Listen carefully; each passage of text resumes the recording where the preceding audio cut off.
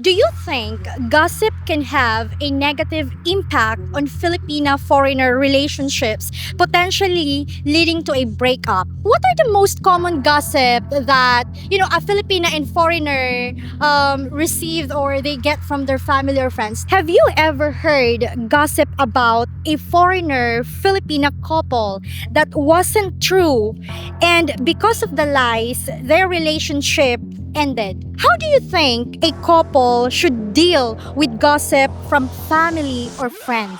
What's your name and age? My name is Ali and I'm 22 years old. Okay, your skin is so beautiful, very morena. Wow. Okay, okay, here's the question. Do you think gossip can have a negative impact on Filipina foreigner relationships, potentially leading to a breakup? Um, for me, it only happens if both the lovers they they if if they think that those gossips are truth. Like for example, if I have a foreign lover, if there is any gossips about us, I would not believe any of those because if I know my lover is true to me and I know I am true to him, why would I believe on gossip? So that on that way, I mean in that way, there is no breakup that will be happening in the relationship. And if they are strong, if they are strong both enough and they have trust each other, no gossips will ruin the relationship. Oh, that's perfectly said. Okay, now how do you think a couple should deal with gossip from family or friends? Um, um, I think if when it talks about the family, maybe it depends on the lovers because families are let's say families are they also their loved ones, but in their decisions they should have both same decisions because it talks about their loves between them and between their families. What do you mean the same decision? If only one of the partner affected with those with the decisions, I mean the gossip by the family, then there is a negative impact for their love. But if they both defended their love for each other, then there is no negative or anything bad will happen to their relationship. Okay, so they have to defend. I mean, he or she has to defend the partner. Both. Both defend. Okay, defend from uh the family or friends. Okay. Have you ever heard gossip about a foreigner Filipina couple that wasn't true, and because of the lies their relationship ended? I haven't heard anything about it, and I don't know. I don't have any idea since I don't heard any about that kind of situation. What's your course, be? Tourism management. Are you single or do you have like a boyfriend right now? I'm single. Okay, since birth? No. What are your names and ages? I'm France and I'm 21 years old. I'm Rona and I'm 19 years old. Okay, so here's the question. Do you think gossip can have a negative impact on Filipino foreigner relationships, potentially leading to a breakup? For me, I think it will depend on the Filipina people or the Filipino who has a relationship with a foreigner, because in the Philippines it is naturally that people gossip regarding the relationship between two people that they should not, wherein they should mind their own businesses. So with that, I think it will depend on them and they should choose whether they'll stay or not po. For me po, no po. Because as long as they love each other po, they don't,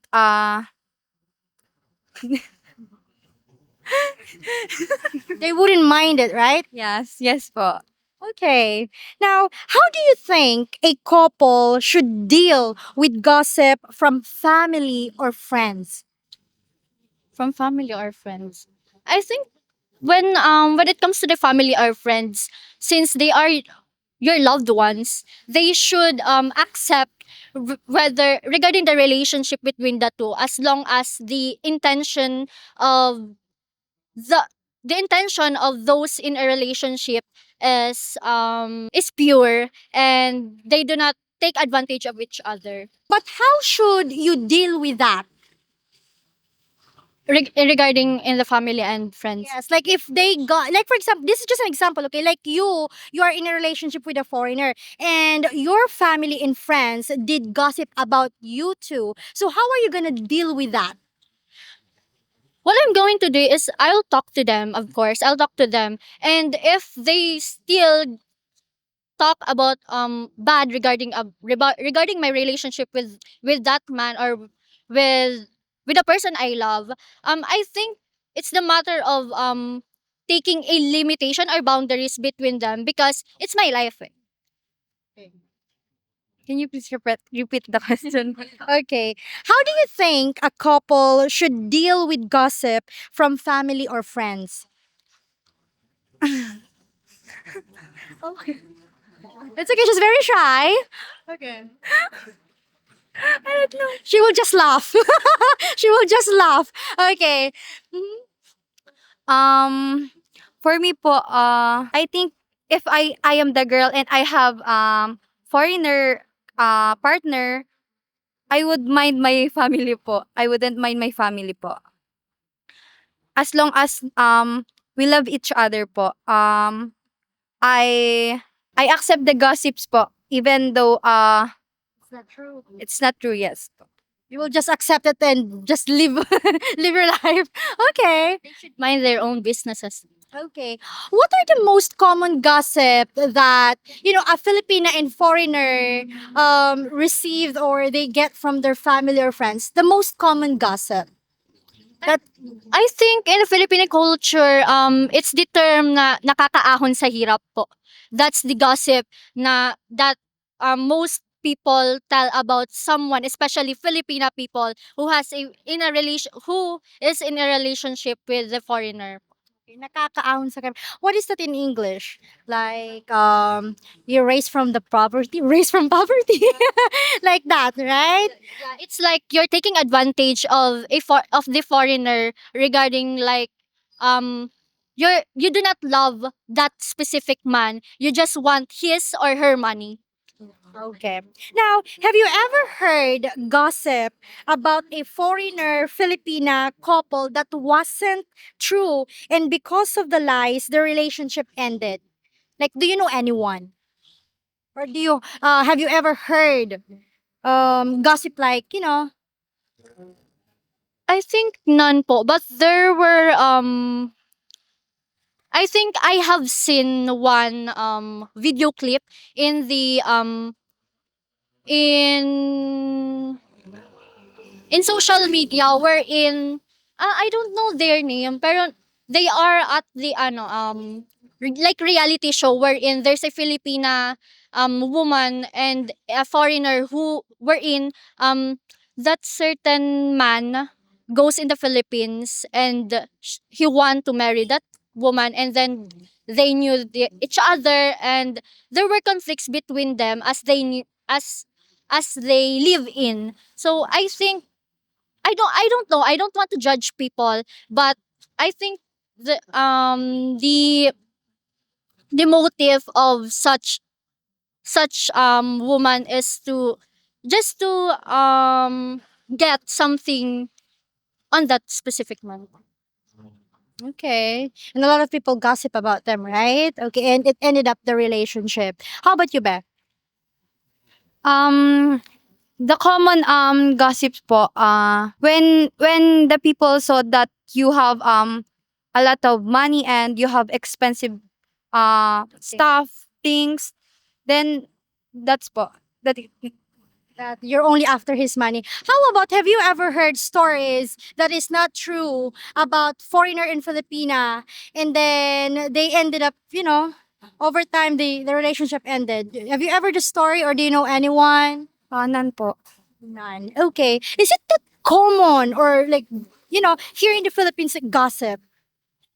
Yeah. Gossips, very common, right? It's very common po, especially what I've said earlier. It's very common, and I think whenever a Filipino, especially the Maritas or the Karen in in the other country, they call them Karen, and here in the Philippines, Maritas, especially them, they gossip regarding such Filipina who has a relationship with a foreigner po. Very common for Filipinos. Okay. Are you both studying like in college? Yes po. Maybe know what's your courses? Bachelor of Science in Tourism Management. Yes, same po. What's your name and age? Hello po, my name is Diana po. And I'm 19 years old. Okay. You look so pretty, Diana. Okay. Yes, definitely Filipina. Filipina beauty. Okay. Do you think gossip can have a negative impact on Filipina foreigner relationships, potentially leading to a breakup? For me, gossip doesn't matter for me. It hasn't have a negative impact for Filipina and um foreigner relationship, because if they love each other, they doesn't ano